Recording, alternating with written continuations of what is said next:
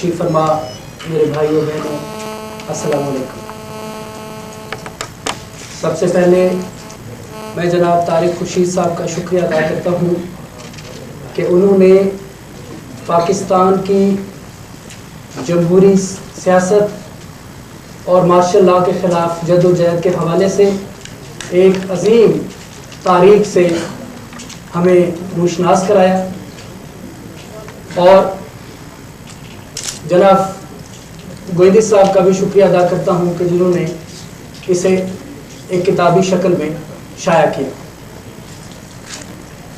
جناب طارق خورشید سے میرا تعارف 89 میں ہوا، جب مجھے پاکستان پیپلز پارٹی کی صوبائی تنظیم میں شامل کیا گیا۔ اس وقت میں سرگودا ڈویژن میں کام کر رہا تھا پارٹی کے لیے، تو وہاں سے میری نامینیشن ہوئی۔ تو جب پنجاب تنظیم میں آئے، میجر صادق صاحب تھے اس تنظیم میں، جناب الطاف قریشی بھی تھے، ممتاز کالو صاحب بھی تھے، حاجی آصف بھی تھے، اور وہ تنظیم جب کام کر رہی تھی تو آپ کو معلوم ہے کہ حالات کیا تھے۔ پنجاب میں نواز شریف وزیر اعلیٰ تھے، انہیں پوری حمایت حاصل تھی اس وقت کی فوج کی، جنرل اسلم بیگ ان کے ساتھ تھے، غلام اسحاق ان کے ساتھ تھے، سینٹر میں ہماری کمزور حکومت تھی، اور پنجاب میں انہوں نے ایک مضبوط حکومت قائم کر لی تھی، اسٹیبلشمنٹ ساری ان کے ساتھ تھی۔ ان حالات میں اس تنظیم نے بہت سے ایسے کام کیے جو تاریخ میں سنہری حروف سے لکھنے کے قابل ہیں۔ انہی ایام میں محترمہ بینظیر بھٹو صاحبہ کے خلاف تحریک عدم اعتماد پیش ہوئی، تو پنجاب کی تنظیم نے اس قدر محاسبہ کیا ان ڈیفیکٹرز کا۔ مجھے یاد ہے ایک خورشید عالم چیمہ تھے سیالکوٹ سے، ہماری تنظیم نے اس طرح سے اپنی تنظیموں کے ذریعے ان کا گھیراؤ کیا، ان کے گھروں کو لوگوں نے کہا کہ ہم آگ لگا دیں گے اگر کوئی ہماری چیئر پرسن کے خلاف ووٹ ڈالے گا۔ تو ساری دنیا نے دیکھا کہ جس روز نیشنل اسمبلی میں ووٹنگ ہونی تھی، خورشید عالم چیمہ ہاتھ چھڑا کے بھاگے وہاں سے اور اپنے کیمپ میں واپس آئے۔ یہ پارٹی کا پریشر تھا، اس وقت کی تنظیم کا پریشر تھا۔ آج انفارچونیٹلی ہماری اتنی ڈیفیکشنز ہوئی ہیں، ایسی صورتحال پیدا نہیں ہوئی کہ لوگ گھبرا کر واپس اپنے کیمپ میں آتے۔ یہ ایسے ساتھیوں کا کمال تھا جن کا میں نے ذکر کیا۔ مجھے تو معلوم نہیں تھا کہ طارق خورشید نے اتنی جرأت سے یہ قربانیاں دی ہیں، کیونکہ ہم نے اس وقت پاکستان پیپلز پارٹی پنجاب نے in the history of Pakistan Peoples Party first time Peoples Gazette کے نام سے ایک میگزین نکالا جو ہر مہینے شائع ہوتا تھا۔ طارق خورشید نے کبھی اپنی کہانی کسی تحریر کی شکل میں ہمیں نہیں دی۔ مجھے نہیں معلوم تھا کہ طارق خورشید اتنے بڑے رائٹر بھی ہیں۔ جب ان کی کتاب سامنے آئی تو میں حیران ہوا۔ میں نے سوچا کہ طارق خورشید میرے ساتھ 2 سال تک ایک تنظیم میں رہے، لیکن انہوں نے کبھی اپنے حالات کو اس طرح سے اپنے لوگوں پہ عیاں نہیں کیا کہ کوئی ان سے ہمدردی کر سکے۔ لیکن جیسے بریگیڈیئر ترمذی کی کتاب آئی اور اس میں حقائق کو مسخ کیا گیا، تو پھر طارق خورشید نے سمجھا کہ یہ ان کا فرض ہے کہ تاریخ کے حقائق سے سیاسی کارکنوں کو اور پاکستان کے عوام کو آگاہ کیا جائے۔ اور جب انہوں نے مجھے کتاب دی تو میرا خیال تھا، بلکہ مجھے خدشہ تھا کہ جس قسم کی مصروفیات ہوتی ہیں اس میں شاید اس کتاب کو پڑھنے کے لیے کئی نشستیں مجھے لگیں گی، کیونکہ ٹائم کم ہوتا ہے۔ آپ تھوڑا تھوڑا، باقی بکس کو بھی ایسے ہی ہوتا ہے کہ آپ مختلف اوقات میں آپ کتاب کو مکمل کر سکتے ہیں، لیکن ان کی کتاب اس قدر خوبصورت اور دلچسپ تحریر تھی، آپ بلیو کریں کہ مجھے احساس نہیں ہوا کتاب کو پڑھتے ہوئے کہ کتنا وقت گزر گیا اور کس طرح سے ان کی کتاب کی کہانی جو ہے وہ آگے بڑھتی گئی۔ اور مجھے ایسے لگتا تھا جیسے میری آنکھوں کے سامنے کوئی فلم چل رہی ہو، ایسی فلم جو کہ فل آف ایڈونچرز ہو، اور ایسی فلم جس کا تصور بھی آج کے دور میں نہیں کیا جا سکتا، جس کا تصور بھی ایک آزاد ملک میں نہیں کیا جا سکتا کہ اپنے ہی حکمران اپنے عوام کے ساتھ اور اپنے سیاسی کارکنوں کے ساتھ ان کی سیاسی وابستگی کی بنیاد پر اس قدر ظلم کریں گے. یہ انتہا ہے. ہم بدقسمت ہیں.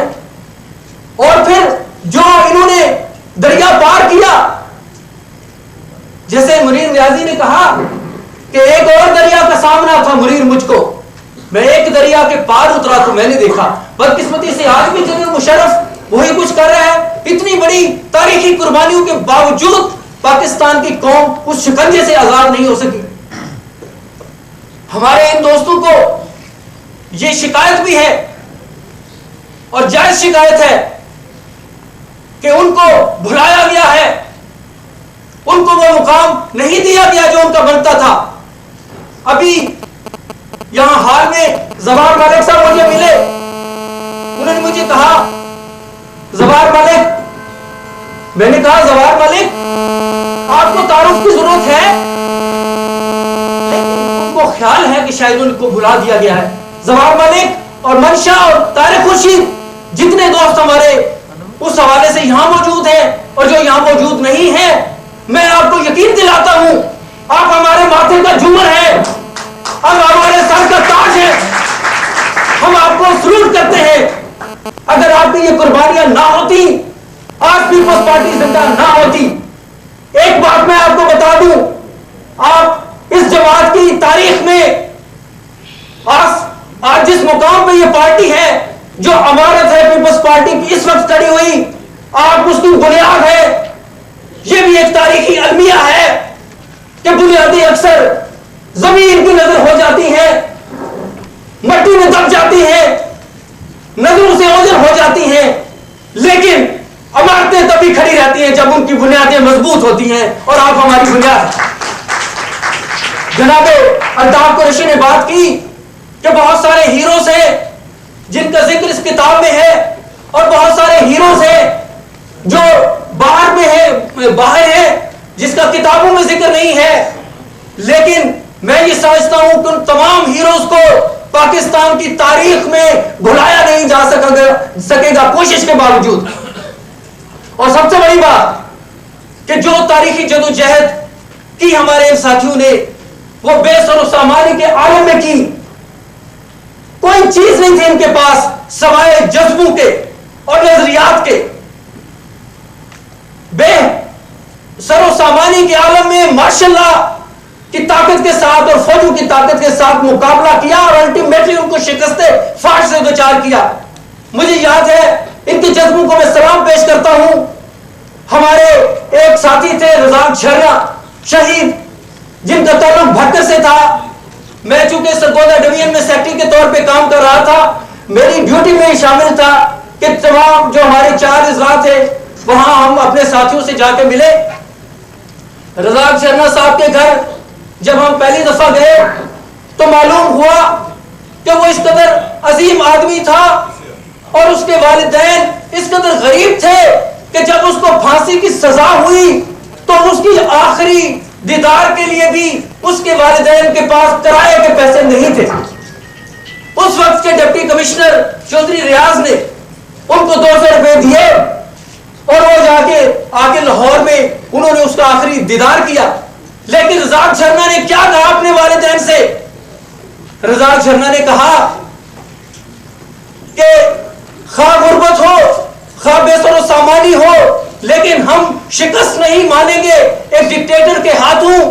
اور اس نے جو زندگی کی آخری خواہش بتائی اپنے پیرنٹس کو، مجھے یاد ہے کہ اس کے والدین نے ایک ہمیں فریم میں لگی ہوئی تصویر تھی جس میں کچھ پھول کی پتیاں تھی اور ایک چھوٹے سے برتن میں تھوڑی سی مٹی تھی. یہ آخری خواہش تھی رزاق جھرنا کی کہ شہید بھٹو کے مزار کی مٹی اور اس کے چادر چڑھنے والے پھولوں کے پتیاں جو ہیں اس کی گھر پہ ہمیشہ موجود رہنی چاہیے. یہ آخری خواہش تھی. اور پھر ان کی عظمت دیکھیں، لوگ کہتے ہیں یہ قربانیاں دی نہیں جا سکتی ہیں دنیاوی لالچ میں، اتنی بڑی باتیں ہو نہیں سکتی ہیں دنیاوی مفاد میں. اس کے والدین جب محترمہ بینظیر بھٹو صاحبہ اقتدار میں آئی، ہم نے ان کو ہمیشہ آگاہ کیا ان کے بارے میں، وہ خود بھی جانتی تھی بہت سارے ساتھیوں کے بارے میں. جب ہم نے ان کو عرض کیا، ان کی جب حکومت آئی تو انہوں نے ان کے والدین کو حج کروایا، اور پھر ان کی خدمات کا صلہ تو کوئی تھا نہیں، ان کی قربانی تو انمول تھی، لیکن انہوں نے ایک چھوٹا سا پلاٹ ان کو دیا اسلام آباد میں. جب حکومت ختم ہو گئی محترمہ بینظیر بھٹو صاحبہ کی، تو ایک دفعہ وہ پھر ملنے کے لیے لاہور آئے اس کے والدین، اور محترمہ نے ان سے کہا کہ آپ نے اس پلاٹ کا کیا کیا؟ تو رضا چھرنا کے والد نے کہا محترمہ وہ پلاٹ آپ کو ملا نہیں. بی بی نے کہا مجھے کیسے ملا؟ انہوں نے کہا ہم نے تو اسی روز وہ واپس بھیج دیا تھا، ہم نے کہا ہم اپنی لیڈر کو یہ پلاٹ نظر کر دیتے ہیں، ہمارے بچے کی جو قربانی تھی وہ تو شہید بھٹو کے نظریات کے لیے تھی. تو میں آپ سے یہ کروں گی، تاریخ ایسی دلوں کو ہلا دینے والی. وقت کم ہے، مجھے احساس ہے کہ بہت سارے دوست ادھر ہیں، لیکن آپ یقین کریں کلیجہ منہ کو آتا ہے. ابھی یہ بات ہو رہی تھی شکوے کی کہ کوئی پلاٹ یا کوئی نوکری طارق خورشید کو نہیں ملی. میں یہ یقین کے ساتھ کہہ سکتا ہوں کہ اگر طارق خورشید کو نوکری کی ضرورت ہوتی 50 نوکریاں اس کے قدموں میں ہوتی، لیکن اس وقت بھی انہوں نے جیل سے آنے کے بعد جمہوری جدوجہد کو جاری رکھنے کو ترجیح دی، اور انہوں نے کہا کہ مجھے پنجاب تنظیم میں عہدہ دیا جائے. میں آپ کو اپنی ذاتی مثال دیتا ہوں کہ میں اس لیے بات کنوکشن کے ساتھ آپ سے کہہ رہا ہوں کہ ہم لوگ جدوجہد کر رہے تھے، سیاسی ماحول میں یا سیاسی جماعتوں میں ایسی باتیں ہو جاتی ہیں سیاسی عمل میں جو ناگوار بھی ہوتی ہیں، مگر آپ اگر کمیٹڈ ہیں اور کسی جماعت کے ساتھ آپ کی وابستگی ان دنیاوی چیزوں سے ہٹ کے ہے تو پھر ان چیزوں کی کوئی حیثیت نہیں ہوتی. نہ شکوہ آتے ہیں آپ کو ڈوینر آرگنائزیشن سے صوبے کی تنظیم میں لے کے آتے ہیں. تو میں نے ان سے کہا کہ جی مجھے آپ سیاست میں پروموٹ کرتے ہیں، مجھے صوبے کی سیاست میں لے آئیں، اور اس وجہ سے میں صوبائی تنظیم میں آیا. یہی باتیں ہمارے ساتھیوں کی تھی. میں بھی سمجھتا کہ طارق خورشید کو اگر نوکری کی ضرورت ہوتی تو اس کو نوکری نہیں ملتی تھی. اور یہ فخر زمان صاحب ادھر بیٹھے ہیں، بہت ساری ایسی باتیں اس وقت کون کون سی ایسی آفرز نہیں تھی جو پنجاب میں ہمارے ساتھیوں کو دی گئی، اور کون کون سی ایسی مشکلات نہیں تھی جو ہمارے ساتھیوں کے سامنے نہیں آئی. فخر زمان کے اوپر اتنے مقدمات نواز شریف نے بنا دیے، مرڈر کیسز. ہمارے دور میں الیکشن ہوئے، مصطفیٰ کھر کا الیکشن ہوا، یہاں پہ منڈی ڈھابا سنگھ میں کیا تھا وہ سردار ڈوگر، اس کا الیکشن ہوا، مقدمات ہمارے ساتھیوں پہ بن گئے، لیکن کمپرومائز نہیں ہوا. اور پارٹی آج بھی زندہ اس وجہ سے کہ ہمارے ساتھیوں نے قربانیاں دی ہیں، اور یہ قربانیوں کا سلسلہ آج بھی جاری ہے. اس چیز پہ کوئی ملال نہیں ہوتا کہ کوئی جل گیا اور اس کا وجود ختم ہو گیا. بات یہ ہے کہ جلنے والے کو معلوم ہوتا ہے کہ وہ تو جل رہا ہے مگر روشنی دوسروں کو دے رہا ہے. اگر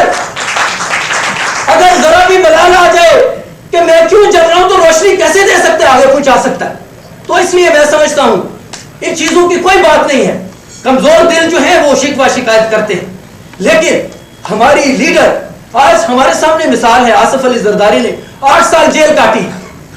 میں آپ کو ایک ذاتی جس کو میں گواہ ہوں، میں آپ کو ایک واقعہ بتاتا ہوں کہ میں چونکہ ایک اخبار کا ایڈیٹر ہوں، اور ہمارے اے پی ایل ایس کے حوالے سے کئی دفعہ آپ کو ایسے ڈیلیگیشنز میں انوائٹ کر لیا جاتا ہے جہاں ہم پولیٹیکل حیثیت میں نہیں جانا چاہتے. ایک افطار ڈنر دیا جنرل عزیز جو کور کمانڈر تھے لاہور کے.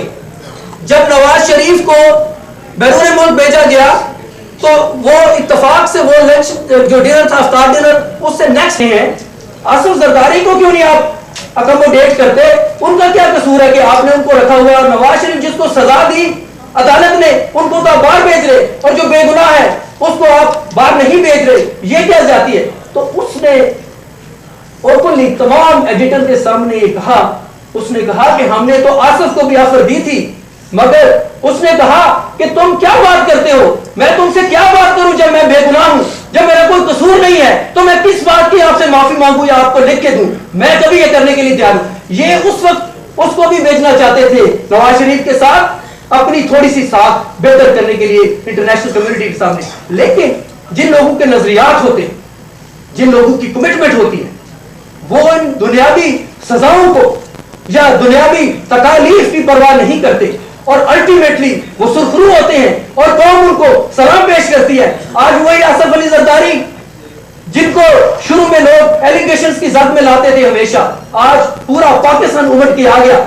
جب وہ رہا ہوئے، ہمارے سارے ساتھی گواہ ہیں، تو جو بلاول ہاؤس میں ان سے ملنے گئے تو ان کے پاس اجتماعی ملاقات کے علاوہ کوئی چانس نہیں تھا وہ کسی سے الگ سے ملاقات کر. اتنے لوگ تھے، رات گئے تک وہ وہاں پہ محفلیں لگی. اسی طرح سے جب وہ پنجاب میں آئے، آپ نے دیکھا آصف زرداری، کیا آصف زرداری کی کوالٹی ہے اس کے علاوہ کہ ایک سیکریفائس انہوں نے کی اور ایک کمٹمنٹ ظاہر کی اور اپنے نظریات پہ کھڑے رہے اور شہید ذوالفقار علی بھٹو کے داماد ہونے کا ثبوت دیا، اس جرت سے، اس طاقت سے اپنے دشمنوں کو نیچا دکھایا. آج خود جنرل مشرف یہ کہنے پہ مجبور ہے کہ کوئی یہ جو بات ڈیل کی ہوتی ہے کوئی ڈیل نہیں ہے. ملال اس لیے نہیں ہے کہ ان کی قربانیاں آنے والی نسلوں کی درخشندگی کے لیے ہیں، ان کی تابندگی کے لیے ہیں. انشاءاللہ یہ ملک غلامی کی زنجیروں کو توڑ کے رہے گا اور ہم